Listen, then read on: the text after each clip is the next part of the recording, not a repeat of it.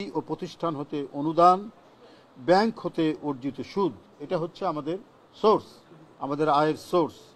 আর ব্যয় হচ্ছে আমাদের বিভিন্ন, যেমন ধরুন ব্যক্তিকে আর্থিক অনুদান, বিভিন্ন জেলায় বন্যা কবলিত এলাকায় ত্রাণ বিতরণ, পোস্টাল লিফলেট ছাপানো, বিভিন্ন জনসভা বাবদ, বিভিন্ন আলোচনা সভায় হল ভাড়া ও অন্যান্য খরচ, পত্রিকায় ক্রোড়পত্র ছাপানো, রমজানে ইফতার মাহফিল ও অফিসিয়াল বিভিন্ন খরচ বাবদ এখানে হচ্ছে আমাদের যেটা ব্যয় হয়েছে।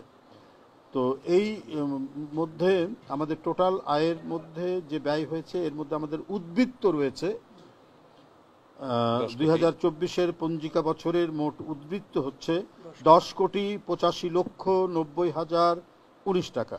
আমি আবারও বলছি 10,85,90,019 টাকা, যা ব্যাংকে গচ্ছিত আছে। বন্ধুরা, নির্বাচন কমিশনের বিধান অনুযায়ী এটি প্রতি বছর 31শে জুলাইয়ের মধ্যে আমরা দলের আয় ব্যয়ের প্রতিবেদনটি এখানে জমা দেই।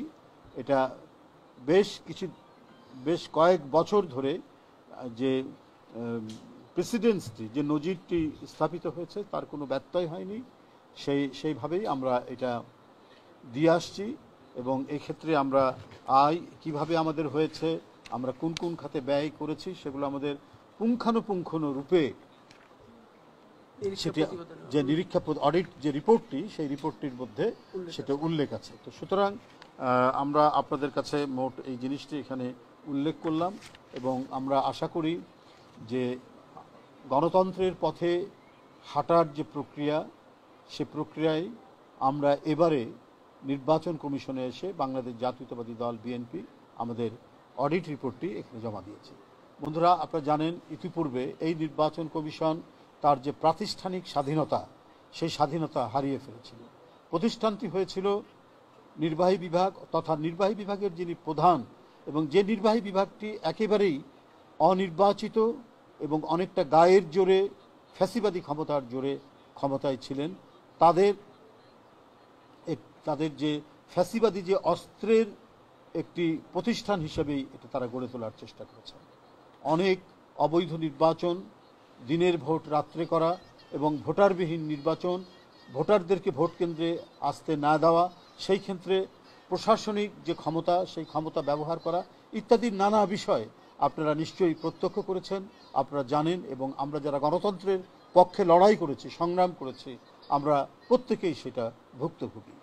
আমরা রাজনৈতিক নেতাকর্মী যখন প্রতিবাদ করেছি এই সকল অন্যায়ের, তখন আমাদের বিরুদ্ধে অসংখ্য মিথ্যা মামলা দেওয়া হয়েছে, আমাদের অনেক নেতাকর্মীকে গুম করা হয়েছে, আমাদের অনেক নেতাকর্মীকে জোরপূর্বক তাদেরকে গুম এবং বিচার বহির্ভূত হত্যার শিকার করা হয়েছে, অকথ্য নির্যাতন করা হয়েছে কারাগারের মধ্যে অথবা রিমান্ডের নামে, এবং বছরের পর বছর আটকে রাখা হয়েছে।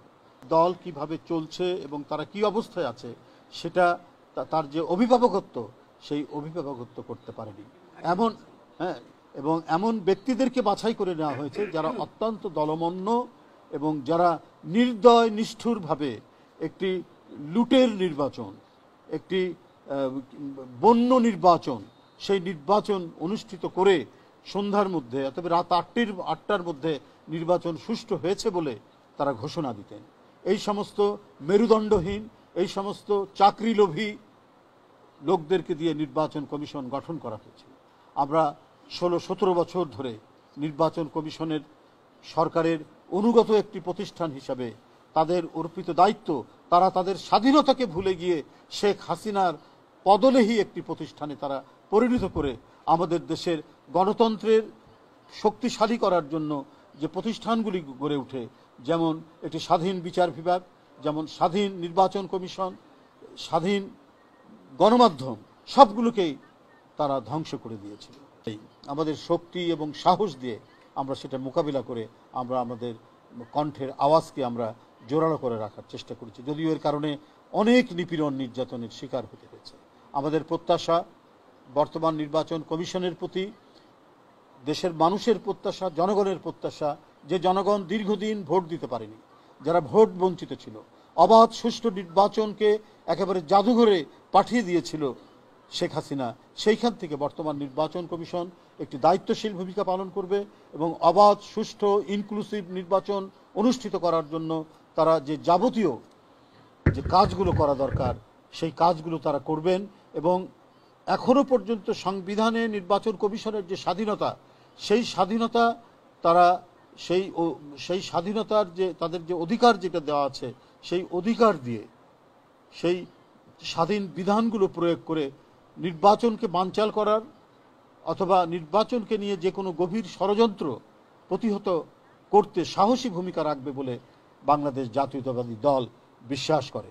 নির্বাচন কমিশনের যে গুরু দায়িত্ব আছে সেই গুরু দায়িত্ব তারা পালন করবেন এবং সকল রাজনৈতিক দল এবং গণতন্ত্রকামী মানুষের কাছে একটি আস্থার প্রতিষ্ঠান হিসেবে বর্তমান নির্বাচন কমিশন গড়ে উঠবে বলে এটাও বাংলাদেশ জাতীয়তাবাদী দল প্রত্যাশা করে। যে অন্তর্বর্তীকালীন যিনি সরকার অর্থাৎ ডক্টর ইউনূস সাহেবের নেতৃত্বাধীন যে সরকার, সেই সরকারের প্রতি যারা গণতন্ত্রে অংশগ্রহণ করেছে, দীর্ঘ 16 বছর যারা নিপীড়ন নির্যাতনের শিকার হয়েছে, সমস্ত রাজনৈতিক দলগুলো তারা তাদেরকে সমর্থন জানিয়েছে, তাদের আস্থা রেখেছে। এখন সরকারের দায়িত্ব এই যে আস্থা তাদের প্রতি, সেই আস্থাটার তারা একটা সঠিক এবং ইতিবাচক তারা তাদের প্রদর্শন করবেন, মানে তারা তাদের কাজ প্রদর্শন করবেন, যাতে আইন শৃঙ্খলা পরিস্থিতি উন্নত হয় এবং কোনো ভোটার যাতে ভয় না পায় যে ভোট কেন্দ্রে গেলে পরে কোনো ধরনের মানে আশঙ্কা থাকতে পারে, কোনো ভয়ভীতি থাকতে পারে, এগুলো নিরসন করার দায়িত্ব সরকারের।